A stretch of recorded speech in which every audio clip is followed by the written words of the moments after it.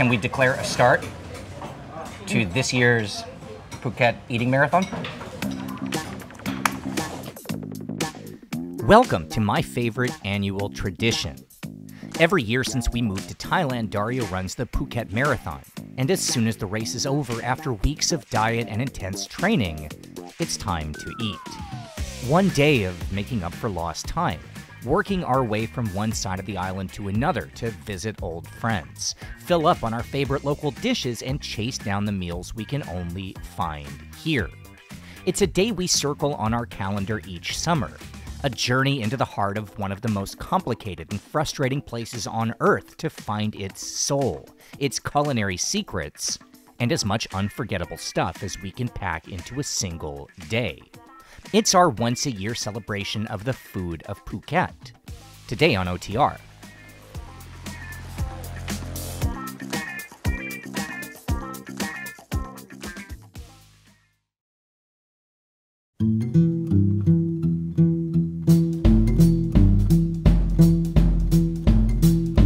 How do you even start telling a story about Phuket? It's a small island in the Andaman Sea that draws more tourists every year than New York City. It's paradise, somewhere known for ancient culture and panoramic views, and also, when it comes to visitors, as the most overcrowded place on the planet. Even if you've never been here, you most likely have an opinion about Phuket. I mean, you probably know of its reputation for parties and red light tourism, and hell, one of my favorite TV shows even used this place as a metaphor for hitting rock bottom. And if you have been, well, then you know it means being agitated from first arrival. From the flight full of the worst kind of tourists, to the scams and ripoffs that start at the airport, to the unconscionable traffic that gets worse every year. Visiting Phuket is to see once pristine beaches now covered in plastic, family businesses replaced by Chinese outlet malls, and corporate resorts turning paradise into the kind of EDM-pumping nonsense that makes you wonder whether we as a species have passed our shelf life. But it's also a place that, in spite of everything, manages to captivate with natural beauty, where kindness is the unofficial language, and where somehow you always end up finding something amazing. When it comes to the local food, it's no less of a contradiction. This is the land of pad thai and stoplight curries, of scorpions on sticks at seedy night markets, and where if you ask people in Thailand, well, this is not a place to go to eat. But again, that's not the whole story. The truth is, the same elements that brought Phuket to the global stage also created a one-of-a-kind melting pot.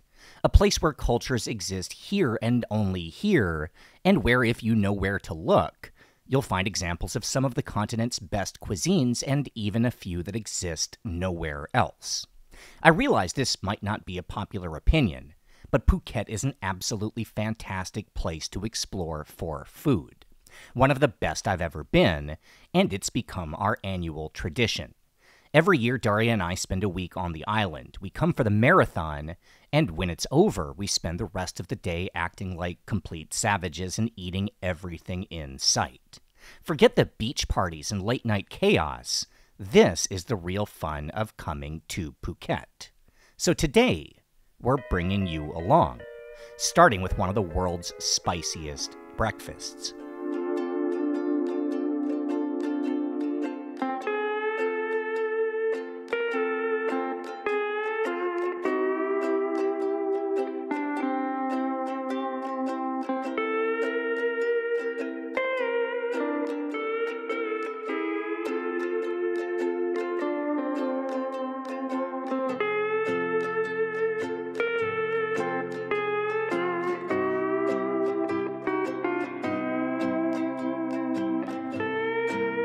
It's about 7 in the morning, and all across Phuket, the countless tourists are sleeping off hangovers, watching the sunrise or getting ready for the day's activities.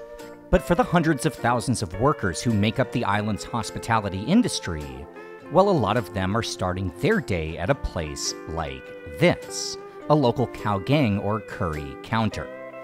This is not for the faint of heart. It's incredibly spicy and sour, and that's why I'm here by myself while Daria is still running. It's not exactly ideal post-marathon food, but that just means there's more for me. กาอาหารพื้นเมือง อันนี้ อันนี้แกงไตปลา อันนี้แกงไก่ หน่อไม้ แกงคั่วกิ้งหมู แกงคั่วปลาดุก แกงพริกไก่ แกงส้ม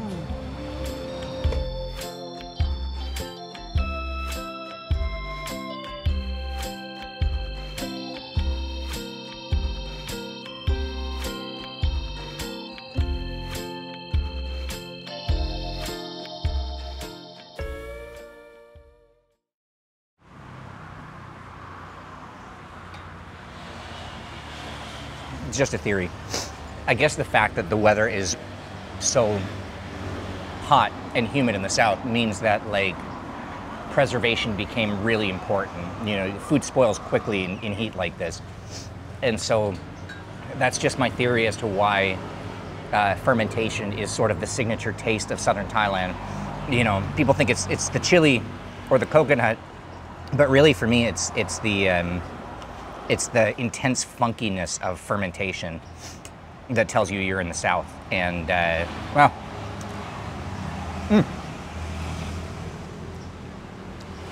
this is so good. I have a kwak ling almost every day at my local curry counter in Bangkok. And with all respect, it's really good there, but it's special here. All right, now if you're a seasoned Thai food veteran, you might recognize that this is not unique stuff. These are the curries of the southern panhandle, the dishes found all over places like Trang and Krabi. But as we get set to spend an entire day eating the best of Phuket's local food, we should probably start by talking about what it actually is, and what it is we're looking for.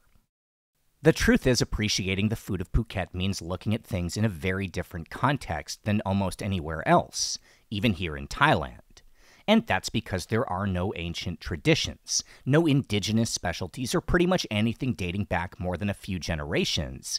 And that's because, at least in a modern context, there was no Phuket until the year 1827, when after almost 2 decades of abandonment following a Burmese invasion, settlers rediscovered the island. And those new arrivals would bring 3 distinct cultures and cuisines. I guess to tell this story, the best way to start is with who those people were, and just as importantly, what drew them here in the first place. Before Phuket became the spring break capital of the world, it was Tanjung Salang, an island along the China-India trade route patrolled by local pirates and coveted for tin. Since the 1400s, 300 years after Siam claimed the island from the Indonesians, Salang tin was being mined and sold throughout the Old World. The tin market rose and fell, and with it, Salang's importance, both abroad and to the Siamese, and the early 1800s were a low point. So as Siam and Burma had long been at war, the Burmese thought the island would be undefended and an easy point to launch an invasion of the mainland. That would not be what happened, but for the sake of this story, what's more important was what took place in the very same year, 1810, far away on the other side of the world. That was when a Frenchman named Nicolas Appert, referred to as the father of food science, registered a patent for a tin can. He'd sell his patent to a couple of Englishmen who would build the world's first canning line in 1812, and food preservation would never be the same. The British would incorporate this new technique into everything, from supplying their military to exporting food across the empire, and as they had a monopoly on the technology, by the 1820s their demand for tin exploded. Word of this spread through the colonies, including their Southeast Asian holdings of Penang and Singapore. Within those colonies, the dominant traders, the financial partners of the British and wealthy suppliers of everything needed, were a group called the Peranakan, Chinese from Fujian province who'd lived on the Malay Peninsula since the 16th century. In 1826, Siam would sign a treaty with the British allowing free trade between the two countries, and almost immediately, Chinese Peranakan would leave the colonies in droves for Tanjung Salang, setting up businesses and building new ports, and to do the mining, they brought along Malay Muslim workers. Now, over time, the Malays would be replaced by more Chinese, migrants like the Peranakan who came from Fujian. So the Muslims would move to the northwest Andaman coast, building mosques and their own towns, which still stand today, places like Bangtao and Kamala. The third group would of course come from Siam itself as the island's commerce prospered and the government established a large military garrison made up of soldiers from the southern provinces. They'd each live in their own parts of the island, side by side but separate, with their own food traditions and their own old recipes, and the crazy thing is, this all happened so recently that it's still visible today if you know where to look. When you know where you are and who built the towns now known for resorts and tourism, a different Phuket unfolds. Which brings us back to our breakfast. You know, the food in Phuket has a reputation because there's so much Chinese influence of being milder than other parts of Thailand. That is incorrect. It is true with regards to the local Chinese community and you know, the Malay influence, which is something that we're also gonna see with our next meal when Daria joins us and we start our annual post-race food crawl. But you know, the real local Thai food here, this is the South, and Southern Thai food is just ludicrously spicy, really flavorful, heavy on fermented stuff.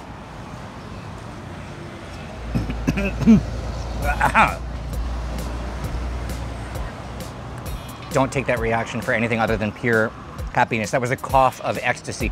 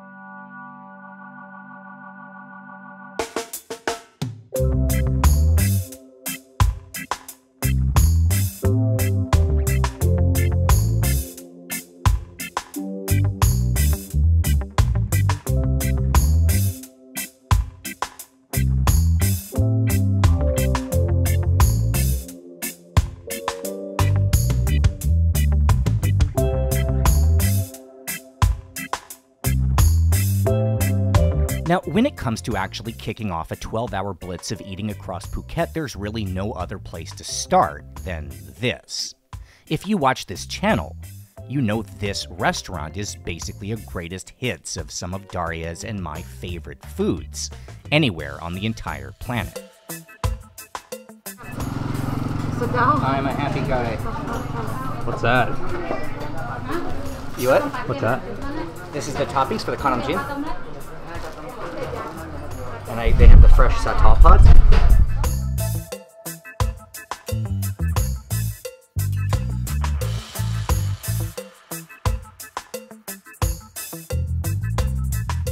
Oh, perfect. Thank you. That's closer to me, please. Get those vegetables away from me.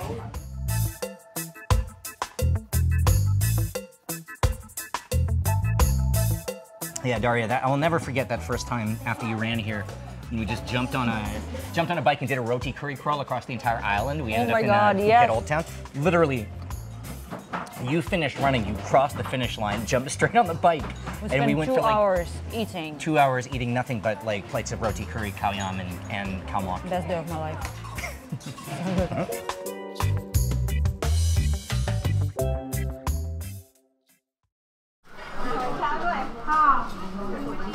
ชื่อร้านโรมันโรตีนั่นเองเจ้าของร้านที่นี่ก็ร้านก็อยู่ที่บางเทาซอย 4/1 ก็ช่วงเช้าจะขายช่วงตั้งแต่ 6 โมงเช้าถึงประมาณ 11 โมงมีอาหารเช้าทั่วไปที่โรตีแล้วก็พวกข้าวคลุกกะปิข้าวมันไก่ข้าวหมกอาหรับพวกนี้นะครับแล้วก็พวกข้าวยำข้าวต้มครับแต่พิเศษวันอาทิตย์จะมีข้าวหมกแพะครับผมวันอาทิตย์จะมีข้าวหมกแพะแล้วก็แกงแพะด้วยที่เหมือนครับผม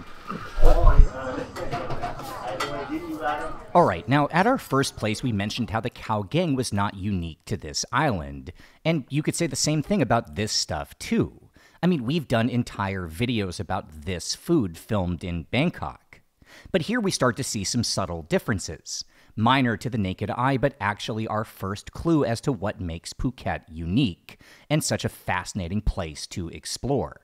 See, while here in one of the island's oldest Muslim settlements, we find the classics of the genre, roti curry, khao yam, and biryani.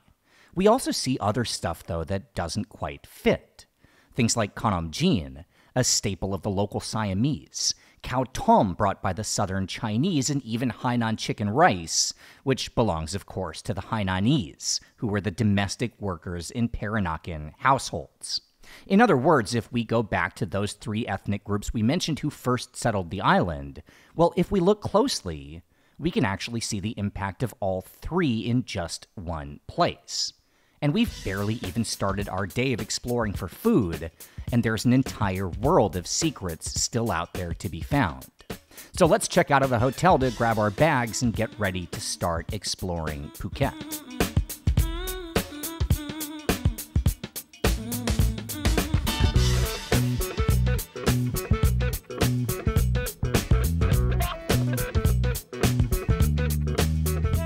Alright, after a shower and with bags packed, it was time to pick a direction from Bang Tao. Since we started the day on the Andaman coast, pretty much in the center of the island, there are three possible directions where we need to search for the best food. Heading north would lead into the mountains, the least populated part of Phuket, and an area best known for hiking, for a beach next to the airport runway and the Soy Dog Foundation, Thailand's biggest dog rescue shelter. If we head to the south, we find beach towns like Surin, Kamala, and a bit further, the famous Patong, a coastline today packed with resorts but outside the Muslim settlements, actually the last part of Phuket to be developed, given the difficulty in the old days of shipping and even fishing off the choppy west coast, which leaves the road to the east, and that's where things get interesting. Today, a drive through central Phuket doesn't inspire much excitement unless your thing is strip malls and traffic, and if it is, well, come here immediately, this is the place for you. But this road, soulless as it looks now, well, right here, less than 10 minutes after leaving Bang Tao, what we're actually passing through is a place called Thailand, the original capital of Phuket before the Burmese destruction, and the first place to be rebuilt after. Now, just as the old tin barons didn't care about the Andaman coast, the inland waterfront was a hub of shipping. There, though, water was quieter, and the only concern was the pirates, who themselves were indigenous to a part of Phuket known as Koh Siray, about 20 minutes further along the same road. Anyway, between Talang and Phuket Old Town, the new capital after 1827, well, that's where we find the oldest surviving tin mining settlements, and the port towns that shipped the goods over the water. And even though obviously a lot has changed in recent years, well, as much as a quarter of the island's current population is actually descended from the old mining community. And most of those people can be found in this part of Phuket, and with them, some pretty fascinating food. Sometimes stuff found in only one place on the entire planet.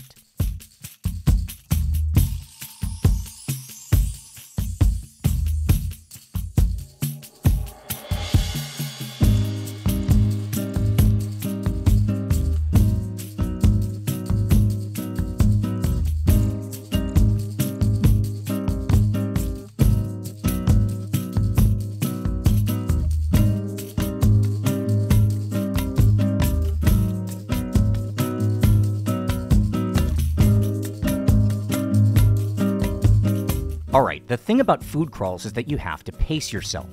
Not everything can be a feast, sometimes all you need is a humble bowl of noodles. And here, well, we've come for a bowl of noodles so rare, it's named after the village where it's made.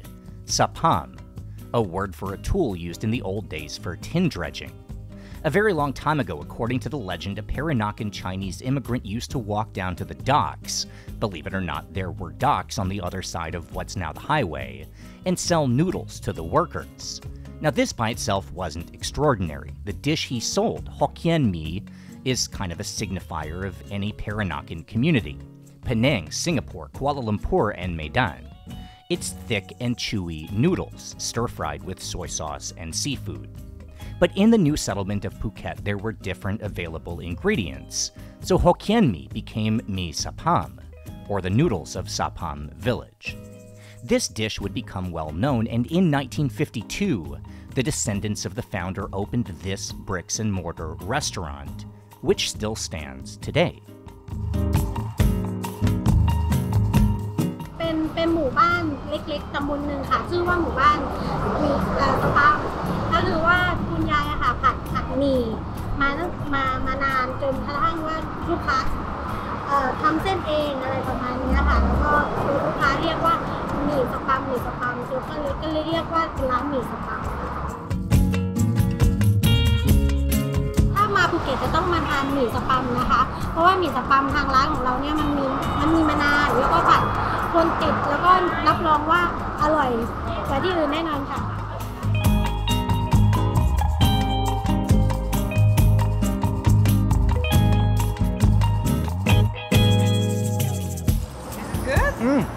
All right. Or you just... No, it's really good. So it's like these chewy noodles. It tastes very Malaysian, the Hokkien mee, but heavy dose of oyster sauce, MSG, lots and lots of seafood. Everything is better with MSG. Can we claim it too? We can say that too. The noodles at this restaurant are just one of a countless amount of fascinating dishes found in this part of the island. Even here, our other plate, the oyster omelet, is made in a unique way using taro as a primary component. All throughout Phuket's tin mining outposts, you'll find local twists on old Chinese dishes, a style of cuisine called Phuket Baba. It's wildly interesting and deserves a long look. But today is not a day for long looks. Before we fly back to Bangkok, we're going to make another video just on Phuket Baba cuisine. So for now, well, because it's our day to race around finding our favorite stuff, we need to continue further on down the road. Our next destination is the one we've been most looking forward to, maybe the best restaurant on the entire island. It's ironic that to find the oldest cuisine, we have to head into the traffic and development, but that's Phuket. So while we're on our way, let's look at how we got here and what makes this next meal so uniquely special.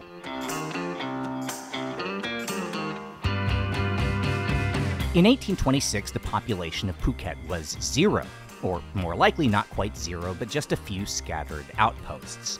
By the end of the next year, it stood at about 2,000, and that number would grow to more than 50,000 by the 1910s, at the height of the tin trade. But the good old days wouldn't last, and by the middle of the century, the economy was failing and the population would be cut in half. Now, Thailand itself wasn't doing much better economically. The average citizen earned only $12 a month, that's in today's money, and something would need to be done to change the country's fortunes. So an investment was made in tourism. On that front, Phuket had its advantages, though believe it or not the beaches, because most of them were covered in abandoned dredgers. Anyway, it was the existing infrastructure, roads and hospitals and an airstrip that convinced the Thai government to build a bridge from the mainland in 1967 and to push forward the construction of a few dozen bungalows on a non-mining beach called Patong. Anyway, a few years would pass without much notice, but in 1972, a couple from London came through on their honeymoon. Their names were Tony and Maureen Wheeler. He was an engineer and she was a college student, but they put their careers on hold to travel indefinitely.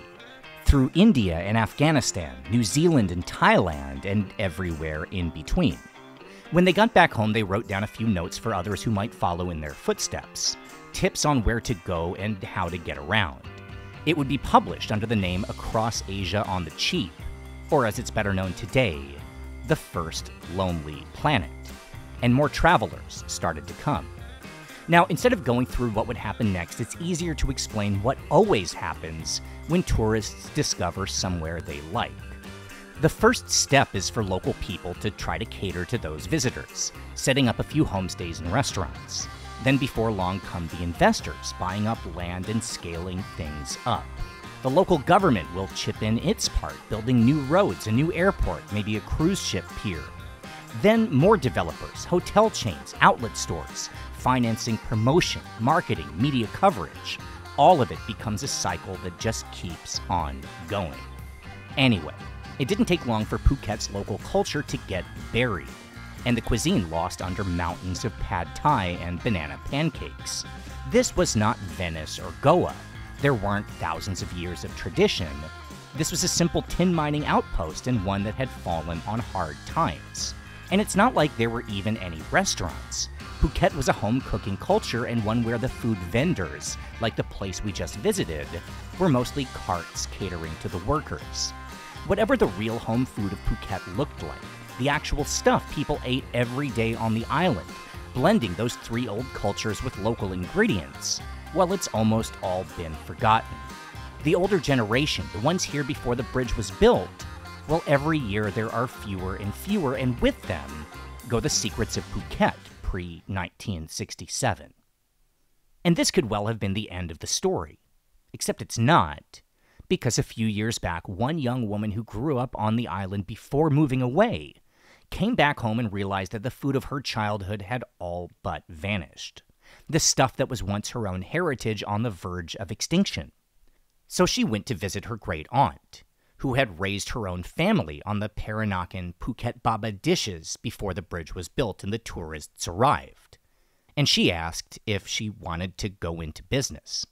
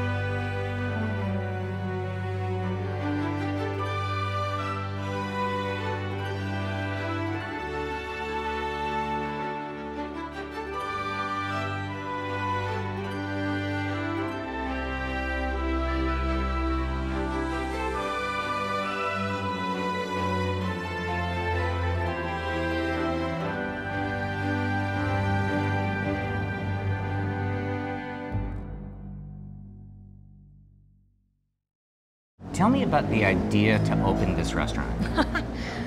Truly, I'm scared my auntie died and have no food to eat. Yes, my honestly.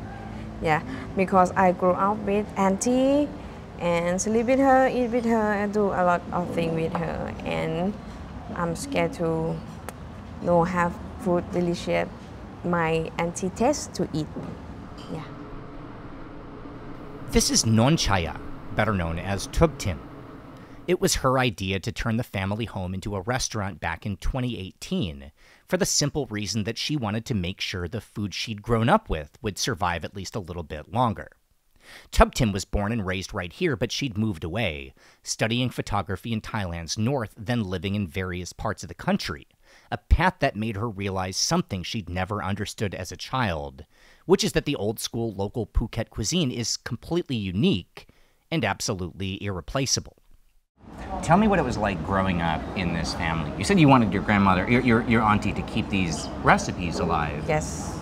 Is this what you would eat in your home? This is Yes. very special. This is not most people's childhood is eating this kind of thing. This is the answer why I fat.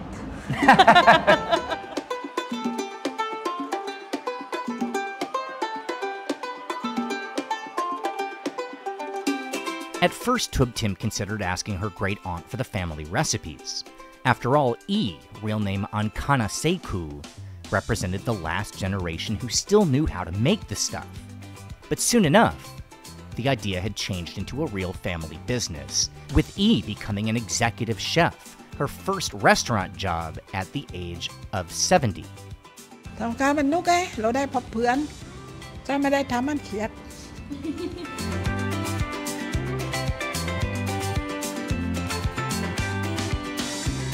พอที่ทำนี่ก็คือที่เรากินที่บ้านอยู่ทุกอย่างที่ค่ายนี่เป็นกับข้าวที่ในบ้านเรากินอยู่ประจำแล้วกับข้าวที่ไปเนาะเนื้อจะที่ทำอีทำไม่เป็นอีจะบอกเขาว่าไม่เป็นแล้วก็ไม่ทำนะเดี๋ยวไม่ร้อย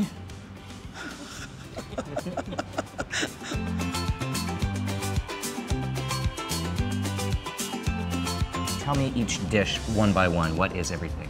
โอเคค่ะ This is a ปลาทอดเครื่อง is a fish fry with curry and ไก่แปะซะ is a chicken but our restaurant use the local chicken and this is a หมูอี is a pork steamed with a lot of garlic and black pepper yeah this is a แกงกะทิผักกรูดต้มกะทิกุ้งค่ะ is a พาโคเฟิร์น maybe this is a น้ำชุบเยาะ the e cook the first and แกงพริกกระดูกหมู this is a rib pork with very spicy curry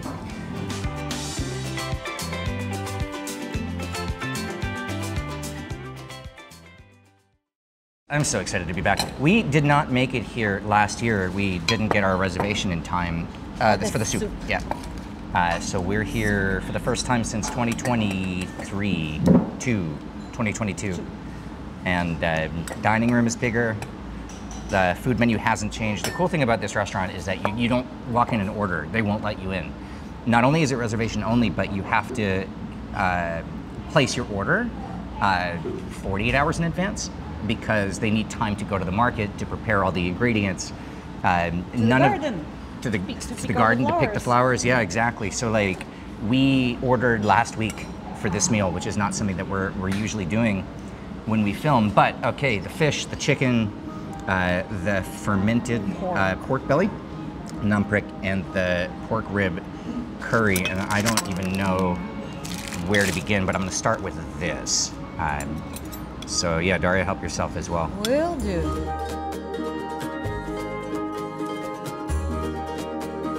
The food at Kub Ei, a name meaning eat with E, is pretty much Phuket on a plate.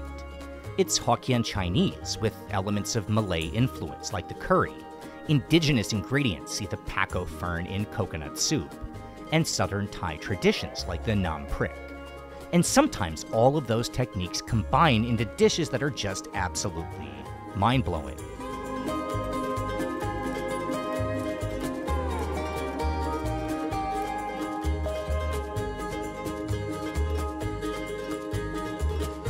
This is not what I thought it was going to be. It almost looks like a dry curry, like a red curry, kind of like a kwak ling on top almost. But it's not. It's really earthy. All right, Daria, I'm going to give you some of this first. Thank you. And then some of the fish. Very garlicky. It tastes like probably fermented black bean in there. Again, it's very Chinese in a way, but with its own unique spin. Let's try the chicken. Good.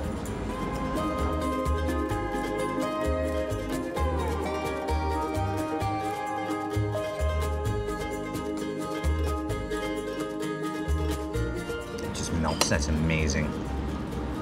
It's amazing. These are very subtle flavors. Again, you know, this is the Chinese influence. It's very, none of this is going to ruin your palate. Although we're kind of going from subtle to more assertive. Let's try the numprik.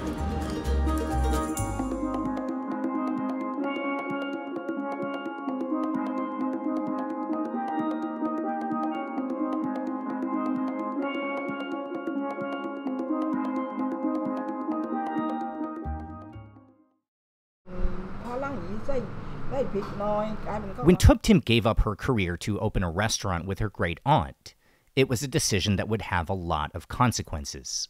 Some were difficult. For the first 3 years, the restaurant struggled, surviving mostly through deliveries to friends and neighbors. E also dealt with health concerns that came from the labor she herself demanded, insisting that every dish be made by hand and all components from scratch, which led to limiting the amount of customers accepted. But there were positives too, even in the beginning. Within the family, E is beloved, the caretaker of 2 generations, and as her children and grandchildren saw how hard she was trying, well, they decided to help out. Today, the manager is her son-in-law, Tub Tim's father. The servers and sous chefs are all cousins, children, and grandchildren, and a family that had scattered far and wide is now back together every day. But that's not all. Eventually, the word of E's cooking started to get out. Reservations filled up, and the fact that so few tables were accepted made this one of the hottest tickets in town. And then came the critics. And in 2020, E, the descendant of Peranakan tin miners, the lifelong farmer from a small village on a small island, found herself at age 72, a Michelin chef.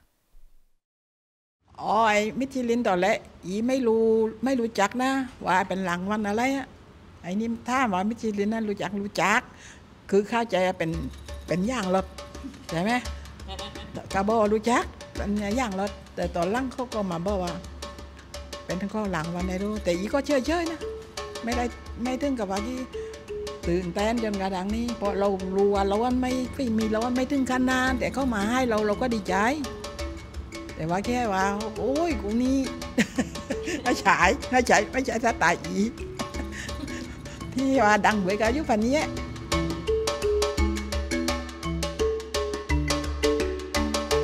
นี่ก็ไม่คิดว่าขี้มาวันนี้อีพ่ออียังเหมือนเดิมนะแบบหลังที่เขาเดียวท่ามเดียวเว้ยอีไม่รู้เหลืองไอ้เรื่องเขาทำ YouTube อะไรอีไม่ใช่รู้เหลืองแล้วอีก็ขออีปกติแบบนี้ไม่ได้เคยว่ากี่ว่าโอ้ยดังแล้วไม่ใช่ไม่เอาอยู่ปกติแบบนี้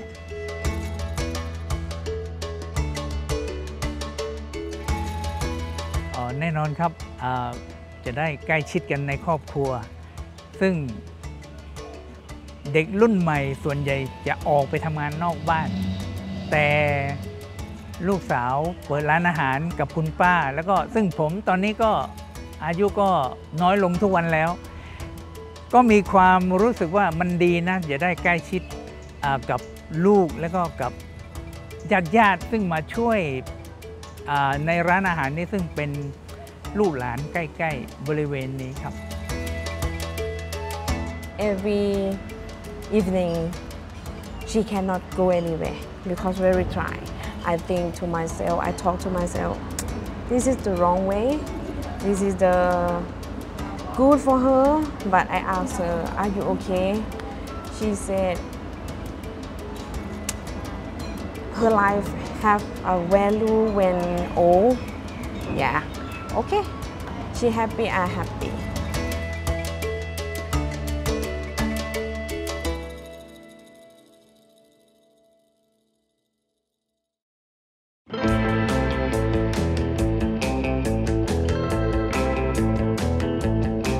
Alright, somehow, after 4 incredible meals and having crossed half of Phuket Island, it's still barely mid-afternoon. I guess that's what happens on a day that starts before the sunrise at the beginning of the marathon, and when we had our first breakfast at 7 a.m. We also haven't even seen the ocean, and this is Phuket! You can't tell a story about Phuket without at least visiting the coast, as that's the reason this island became a phenomenon. After spending the last 4 days in Bang Tao getting ready for the race, we're going to be checking into a new hotel along the gorgeous Southern Cape, invited by a friend who follows OTR and happens to own a popular resort. As we travel from north to south, our next meal, still a couple hours away, will bring us into a very different part of Phuket, geographically and culturally. Where we're going is today the domain of the waves of tourists and foreign residents who've taken over since the bridge was built. But here's the thing. When we're talking about an island where everyone comes from somewhere else, where the local cultures are actually descended from the Southern Thais, the Peranakan Chinese, and the Malay Muslims, and where the island in its current form didn't fully take shape until the start of the 20th century, the line between authentic and inauthentic is almost too blurry to even matter. When the first visitors arrived in the 1970s, the population of Phuket Island was around 30,000. Today, that same number arrives every 18 hours. There are around 600,000 permanent residents who now live here, and of those, fully 1/5, by some estimates many more, hold foreign passports. Even at the low end, that's the same number as Muslims on the island, and just slightly below the estimated 30% with Chinese heritage and 30% who are ethnically Siamese.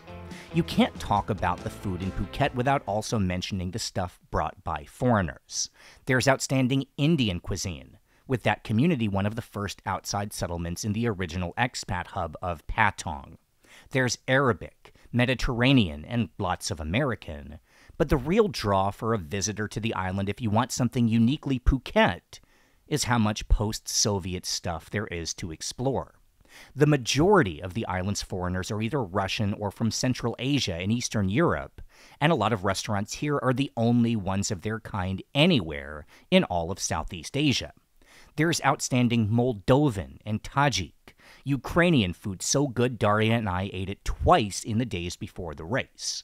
There's Kazakh, Russian, and Georgian, and that's where we're going next, after a stop to drop our bags at the new hotel, and a reminder of just why it is this island became so famous in the first place, and what it was that somehow, in spite of all the development, in spite of the scams and pollution and all the negatives, keeps so many people arriving every single day and makes Phuket a place that we just can't quit.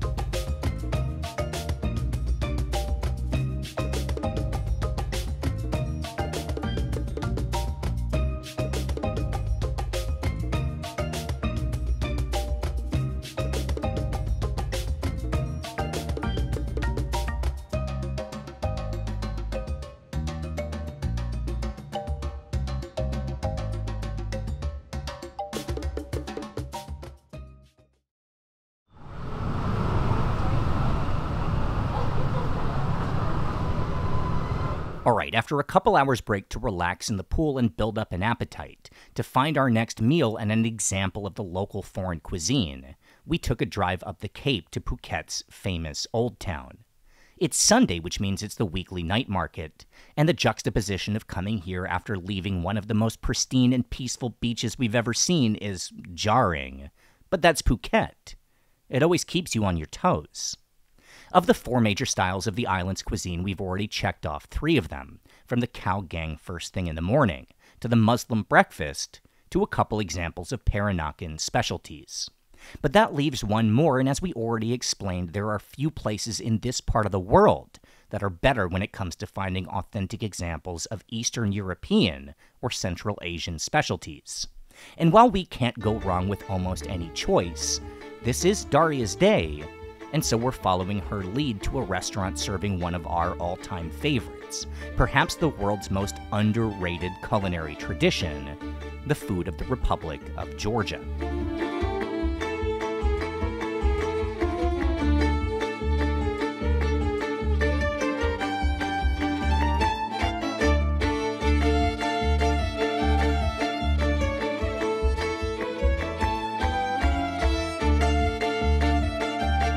Okay, for context, let me just spend a few seconds explaining Georgia before we get to the food.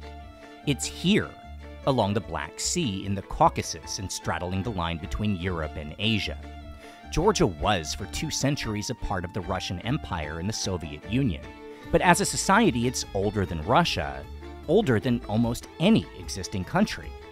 It's in Georgia where we find the very first evidence of textiles, with fabric made into clothing 34,000 years ago. We see the world's oldest gold mine dating back 5,000 years, and maybe most important, the first winemaking, with grapes turned into alcohol 8,000 years ago, a tradition that is still very much a local way of life. Georgia today is a one-of-a-kind place with an ancient language, music, and culture, and of course, cuisine. Now, Georgian food is impossible to describe in one single segment of a video, especially one filmed in Thailand. But the very short version is it's somewhere between Greek, Turkish, and Slavic, but that might undersell how unique it actually is. It makes heavy use of things like walnut, usually made into a paste or a sauce, pomegranate, ubiquitous as a topping, and salty cheese, most famously used in the national dish, which is this, Khachapuri, a thick and pillowy dough filled with cheese, butter, and a raw egg. Georgian food is diverse, packed with flavor, and something I'm so excited to find here on the streets of Phuket.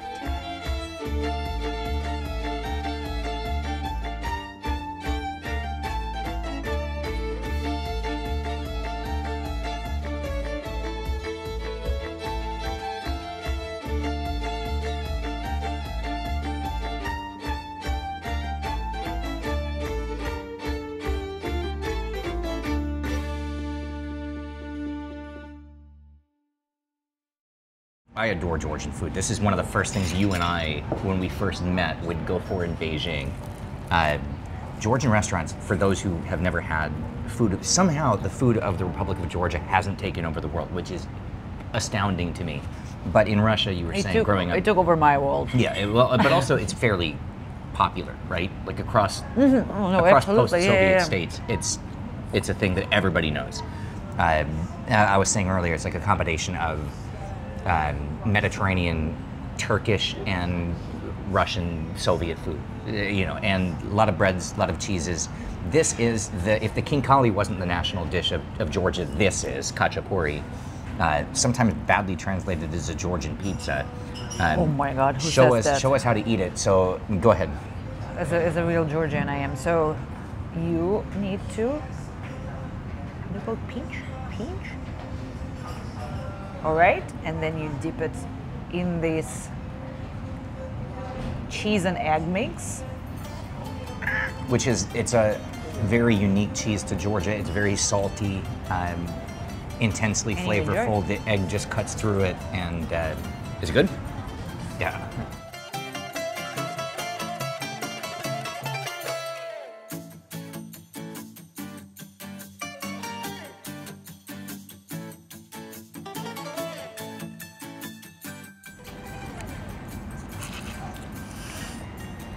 Good? You tell me. I mean, you know. I know it's great. It's great.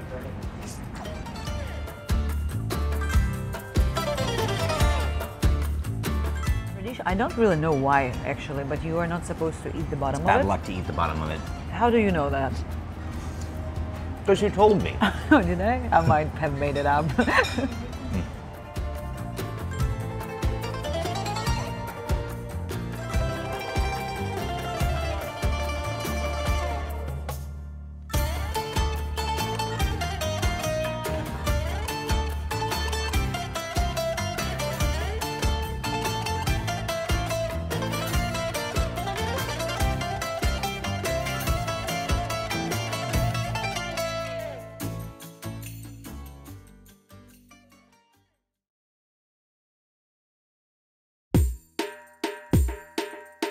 So that ends our 2024 Phuket Food Marathon. Our trip across one of the most confounding, complicated, and captivating places on Earth.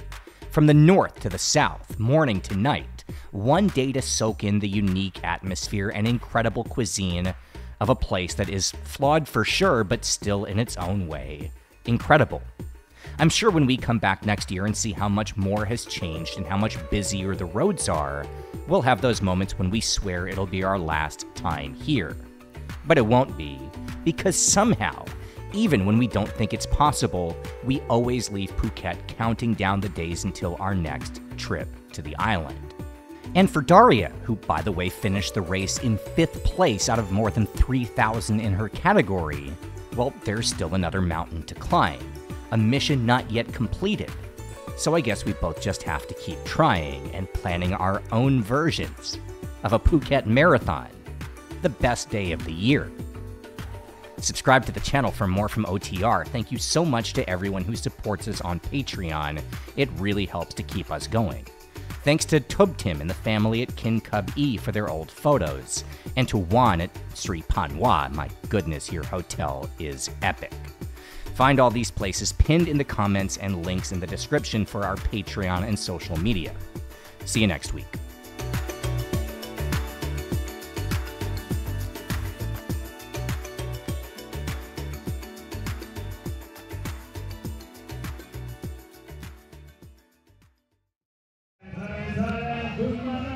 Miss Berdinskaya, post-race interview for your fans. Daria, Do you feel like you disappointed anybody who wanted you to run faster? I'm just gonna die right now. Sorry. Britain? Were you the Britain they just announced? No, not Britain. Oh, okay. Yeah. Wow, it was terrible. Terrible. Definitely gonna do it again. I'm quoting Michael Scott right now. Now I need my fettuccine Alfredo. Daria, before we let you go, considering that I woke up this morning to drive you here 3:30 this morning, do you feel like today was sort of an equal achievement for both of us? I think you did way better than me.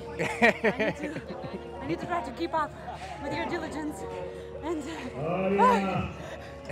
all right, good job. okay. Oh, God.